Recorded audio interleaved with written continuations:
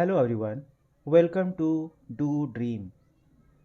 This is the NCERT book reading series. There are many forthcoming exams of Public Service Commission in the coming months. I would like to do this kind of favor for the beginners who stepped in preparing for Public Service Commission's exam. Basically, BPSC exam date has been published already and UPSC exams date is fixed on 5th of June. In this video, primarily, I would read the lesson in English language but keep on translating into Hindi paragraph wise. In this video, I am bringing to you, I will read the class 6 geography chapter 1, the earth in the solar system. Kindly feel me sitting next to you and reading it together at the same time. Let's start the videos. How wonderful it is to watch the sky after sunset. One would first notice one or two bright dots shining in the sky. Soon you would see the number increasing. You cannot count them anymore. The whole sky is filled with tiny shining objects. Some are bright, others dim. It seems as if the sky is studded with diamonds. They all appear to be twinkling. But if you look at them carefully, you will notice that some of them do not twinkle as others do. They simply glow without any flicker, just as the moon shines. सूर्यास्त के बाद आकाश को देखना कितना अच्छा लगता है। आसमान में पहले एक या दो चमकते बिंदु ही दिखते हैं, लेकिन बाद में इनकी संख्या बढ़ती जाती है। आप उनकी गणना नहीं कर सकते। संपूर्ण आकाश छोटी छोटी चमकदार वस्तुओं से भर जाता है, जिसमें से कुछ चमकीले होते हैं और कुछ धुंधले। ऐसा प्रतीत होता है मानो आकाश में हीरे जड़े हों। इनमें से कुछ टिमटिमाते प्रतीत होते हैं, लेकिन अगर आप उनको ध्यान से देखेंगे तो आप पाएंगे कि इनमें से कुछ की टिमटिमाहट अन्य से अलग है। ये बिना किसी टिमटिमाहट के चंद्रमा के समान चमकते हैं। Along with these bright objects, you may also see the moon on most of the days. It may, however, appear at different times, in different shapes, and at different positions. You can see the full moon only once in about a month's time. It is full moon night or Purnima. A fortnight later, you cannot see it at all. It is a new moon night or Amavasya. On this day, you can watch the night sky best, provided it is a clear night. इन चमकीली वस्तुओं के साथ आप लगभग प्रतिदिन चंद्रमा को भी देखते हैं। यह अलग अलग समय पर अलग आकार तथा अलग स्थितियों में दिखाई पड़ता है। आप पूर्ण चंद्र को लगभग एक महीने में एक बार देख सकते हैं। यह पूर्ण चंद्रमा वाली रात या पूर्णिमा होती है।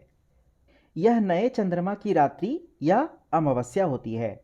ऐसी रात में अगर आसमान साफ है तो आप आसमान का अवलोकन अच्छी तरह से कर सकते हैं।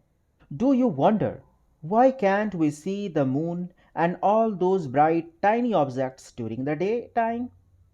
It is because the very bright light of the sun does not allow us to see all these bright objects of the night sky. क्या आपको इस बात पर आश्चर्य नहीं होता कि हम दिन के समय चंद्रमा एवं इन सभी छोटी चमकीली वस्तुओं को क्यों नहीं देख पाते हैं? ऐसा इसलिए है क्योंकि सूर्य के अत्यधिक तेज प्रकाश के कारण रात के समय चमकने वाली वस्तुओं को हम दिन में नहीं देख पाते हैं। The sun, the moon and all those objects shining in the night sky are called celestial bodies. सूर्य, चंद्रमा तथा वे सभी वस्तुएं जो रात के समय आसमान में चमकती हैं, खगोलीय पिंड कहलाती हैं। Some celestial bodies are very big and hot. They are made up of gases. They have their own heat and light, which they emit in large amounts. These celestial bodies are called stars. The sun is also a star. कुछ खगोलीय पिंड बड़े आकार वाले तथा गर्म होते हैं। ये गैसों से बने होते हैं। इनके पास अपनी ऊष्मा तथा प्रकाश होता है जिसे वे बहुत बड़ी मात्रा में उत्सर्जित करते हैं। इन खगोलीय पिंडों को तारा कहते हैं और सूर्य भी एक तारा है। These twinkling stars in the night sky are similar to the sun, but we do not feel their heat or light, and they look so tiny because they are very very far from us. रात के समय चमकते हुए अनगिनत तारे सूर्य के समान ही हैं, लेकिन हमें बहुत अधिक दूर होने के कारण हम लोग उनकी ऊष्मा या प्रकाश को महसूस नहीं करते हैं तथा वे अत्यंत छोटे दिखाई पड़ते हैं। You must have noticed that all objects look smaller when seen from a distance. How small an aeroplane looks when it is flying at the great height. आपने अवश्य ध्यान दिया होगा कि कुछ दूरी से देखने पर सभी वस्तुएं छोटी दिखाई पड़ती हैं। अत्यधिक ऊंचाई पर उड़ रहा हवाई जहाज कितना छोटा दिखाई पड़ता है। While watching the night sky, you may notice various patterns formed by different groups of stars. These are called constellations. Ursa Major or Big Bear is one such constellation. One of the most easily recognizable constellation is the Saptarishi. Sapt means seven and Rishi means sages. It is a group of 7 stars that forms a part of Ursa Major constellation. रात्रि में आसमान की ओर देखते समय आप तारों के विभिन्न समूहों द्वारा बनाई गई विविध आकृतियों को देख सकते हैं। ये नक्षत्र मंडल कहलाते हैं। अर्सा मेजर या बिग बियर इसी प्रकार का एक नक्षत्र मंडल है। बहुत आसानी से पहचान में आने वाला नक्षत्र मंडल है सप्तऋषि। यह 7 तारों का समूह है जो कि नक्षत्र मंडल अर्सा मेजर का भाग है। इन ancient times people used to determine directions during the night with the help of stars. The North Star indicates the north direction. It is also called the pole star.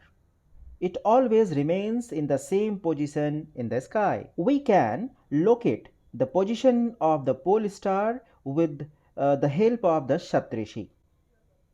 As you can see the figure 1.1, you will notice that if an imaginary line is drawn joining the pointer stars and extended further, it will point to the pole star.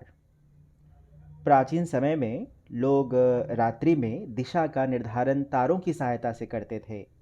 उत्तरी धारा उत्तर दिशा को बताता है। इसे ध्रुव तारा भी कहा जाता है। यह आसमान में हमेशा एक ही स्थान पर रहता है।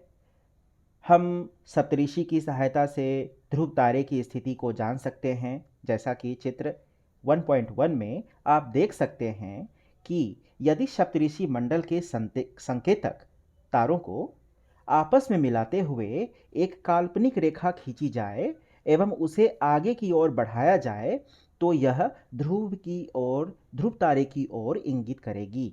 Some celestial bodies do not have their own heat and light. They are lit by the light of the stars.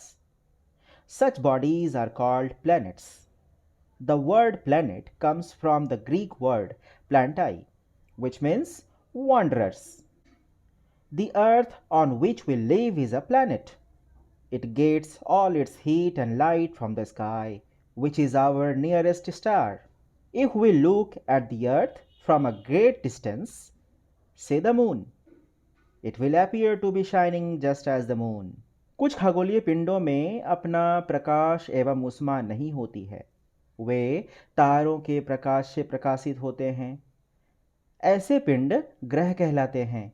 ग्रह जिसे अंग्रेजी में प्लैनेट कहते हैं, ग्रीक भाषा के प्लैनेटाई से शब्द से बना है जिसका अर्थ होता है परिभ्रमक, मतलब चारों ओर घूमने वाला। पृथ्वी जिस पर हम रहते हैं एक ग्रह है। यह अपना संपूर्ण प्रकाश एवं ऊष्मा सूर्य से प्राप्त करती है जो पृथ्वी के सबसे नज़दीक का तारा है। पृथ्वी को बहुत अधिक दूरी से, जैसे चंद्रमा से देखने पर यह चंद्रमा की तरह चमकती हुई प्रतीत होती है। Now the interesting fact, Jupiter, Saturn, and Uranus have rings around them. These are belts of small debris. These rings may be seen from the Earth with the help of powerful telescope. Brihaspati, Shani तथा अरुण के चारों ओर छल्ले होते हैं।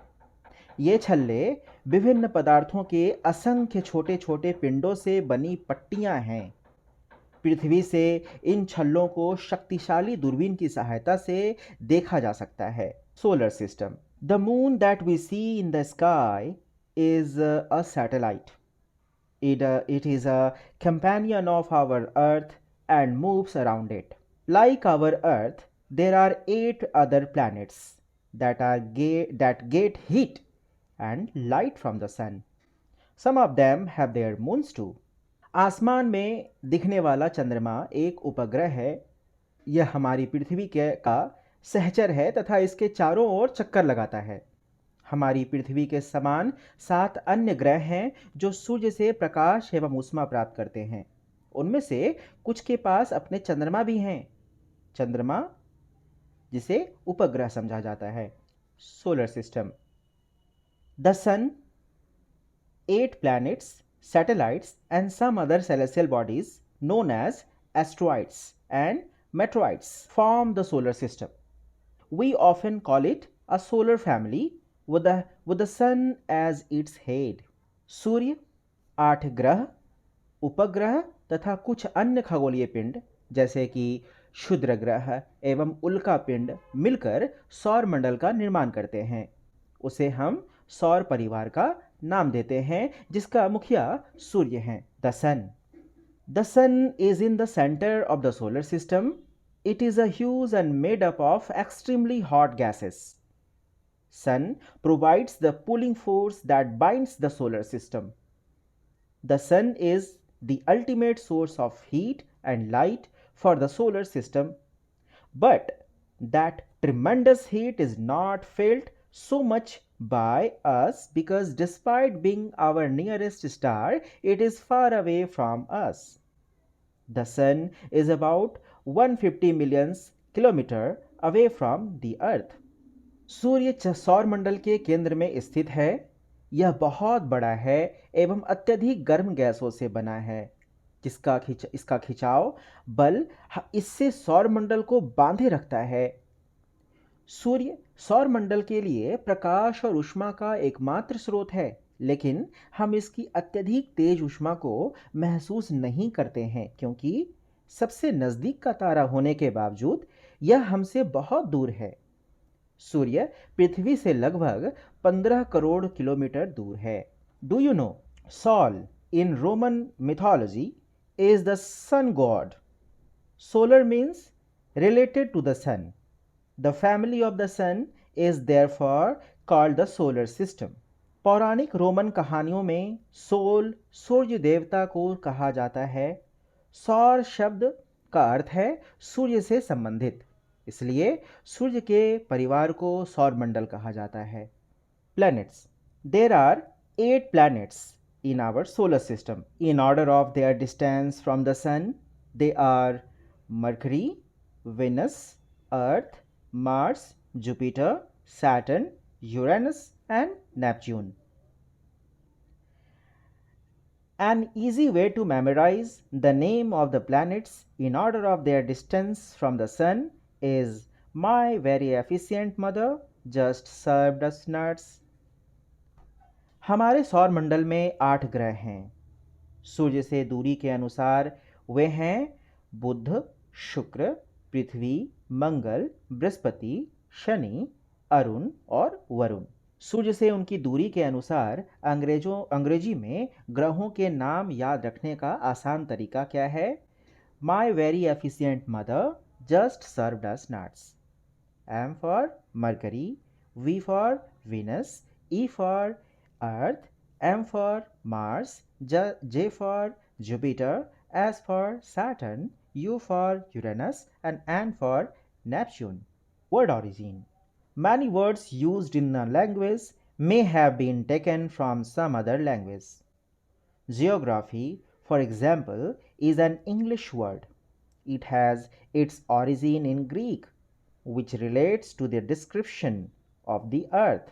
It is made of two Greek words, G meaning earth and graphia means writing. Find out graphia means writing. ऐसे बहुत से शब्द जिनका उपयोग हम एक भाषा में करते हैं, अक्सर वे दूसरी भाषाओं से लिए गए शब्द हो सकते हैं।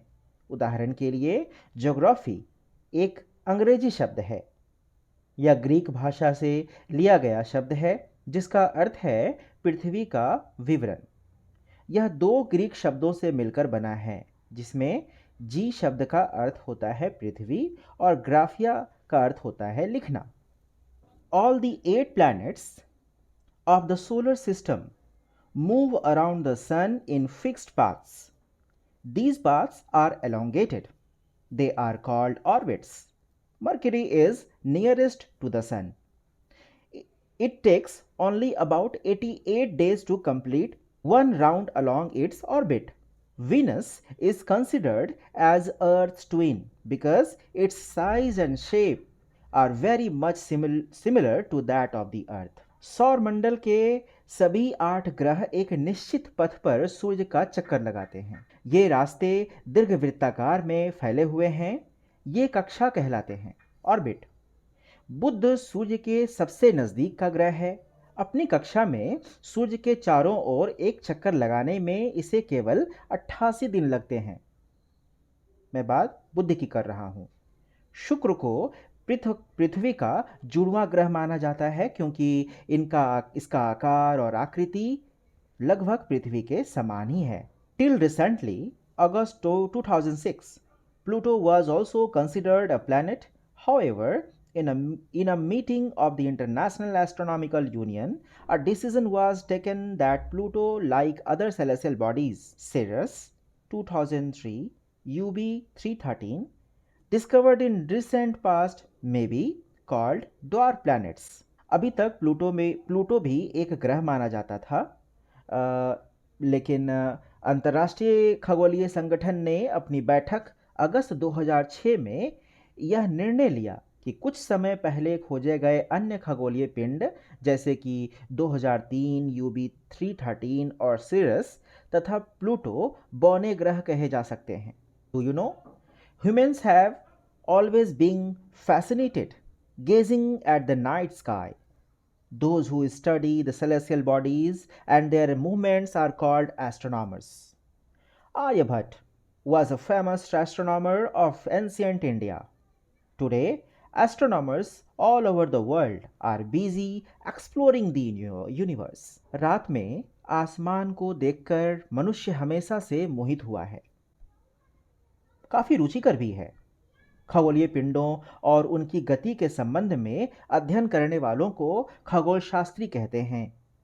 आर्यभट्ट प्राचीन भारत के प्रसिद्ध खगोल शास्त्री थे। उन्होंने कहा था कि सभी ग्रह और चंद्रमा परिवर्तित सूर्य प्रकाश के कारण चमकते हैं। आज विश्व के सभी भागों में खगोलविद ब्रह्मांड के रहस्यों को खोजने में लगे हैं। The Earth is the third nearest planet to the Sun. In size, Earth is the 5th largest planet. Earth is slightly flattened at the poles. That is why Earth's shape is described as a geoid. Geoid means an Earth-like shape. सूर्य से दूरी के हिसाब से पृथ्वी तीसरा ग्रह है। आकार में यह 5वां सबसे बड़ा ग्रह है। पृथ्वी ध्रुवों के पास थोड़ी चपटी है। यही कारण है कि इसके आकार को भूआव कहा जाता है। भूआव का अर्थ है पृथ्वी के समान आकार। Conditions favorable to support life are probably found only on Earth. The Earth is neither too hot nor too cold. It has water and air, which are very essential for our survival. The air has life-supporting gases like oxygen, Because of these regions, the Earth is a unique planet in the solar system. जीवन के लिए अनुकूल परिस्थितियां संभवतः केवल पृथ्वी पर ही पाई जाती हैं। पृथ्वी ना तो अत्यधिक गर्म है और ना ही अत्यधिक ठंडी। यहाँ पानी और वायु दोनों उपस्थित हैं, जो हमारे जीवन के लिए बहुत ही आवश्यक हैं। वायु में जीवन के लिए आवश्यक गैसें जैसे ऑक्सीजन मौजूद हैं और इन्हीं कारणों से पृथ्वी सौरमंडल का सबसे अद्भुत ग्रह है। From the outer space the earth appears blue because it's 2/3 surface is covered by water. It is therefore called a blue planet. अंतरिक्ष से देखने पर पृथ्वी नीले रंग की दिखाई पड़ती है क्योंकि इसकी 2/3 सतह पानी से ढकी हुई है, इसलिए इसे नीला ग्रह कहा जाता है। Do you know light travels at the speed of about 3 lakh kilometer per second. Yet, even with this speed, the light of the sun takes about 8 minutes to reach the sun.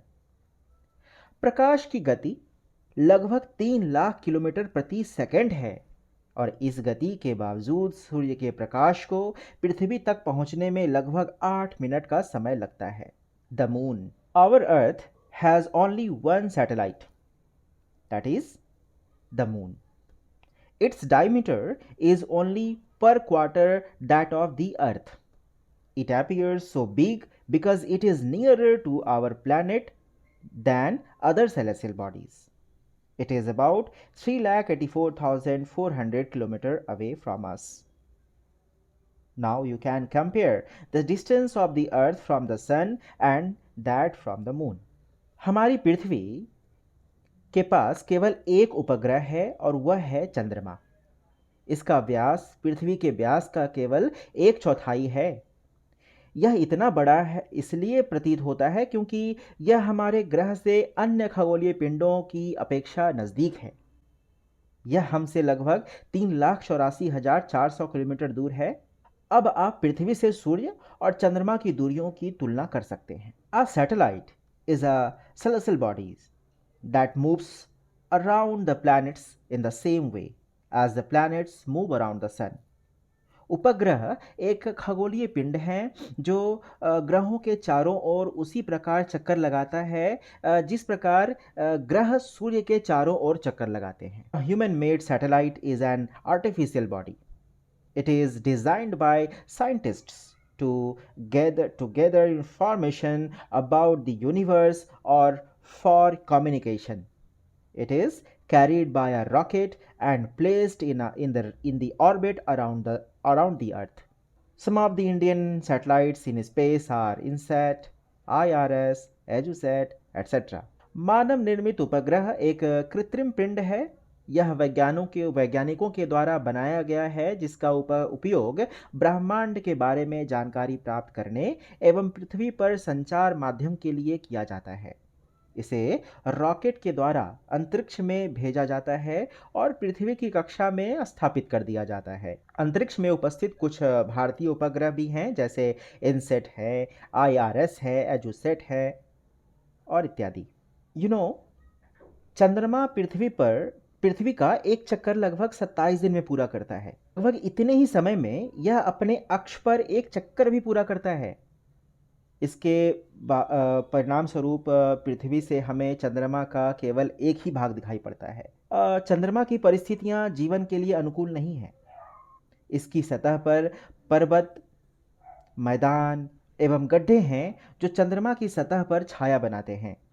पूर्णिमा के दिन चंद्रमा पर इनकी छाया को देखा जा सकता है। Asteroids. Apart from the stars, planets and satellites, there are numerous tiny bodies which also move around the sun. These bodies are called asteroids. They are found between the orbits of Mars and Jupiter. Scientists are of the view that asteroids are part of a planet which exploded many years back. तारों, ग्रहों और उपग्रहों के अतिरिक्त असंख्य छोटे पिंड भी सूर्य के चारों ओर चक्कर लगाते हैं। इन पिंडों को क्षुद्र ग्रह कहते हैं। ये मंगल एवं बृहस्पति की कक्षाओं के बीच पाए जाते हैं। वैज्ञानिकों के अनुसार क्षुद्र ग्रह ग्रह के ही भाग होते हैं जो कि बहुत वर्ष पहले विस्फोट के बाद ग्रहों से टूटकर अलग हुए हैं। Meteorites, the small pieces of rocks which move around the sun are called meteorites. Sometimes these meteorites come near the earth and tend to drop upon it. During this process, due to friction with the air, they get heated up and burn.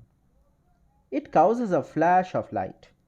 Sometimes a meteor, without being completely burnt, falls on the earth and creates a hollow. सूर्य के चारों ओर चक्कर लगाने वाले पत्थरों के छोटे छोटे टुकड़ों को उल्का पिंड कहते हैं।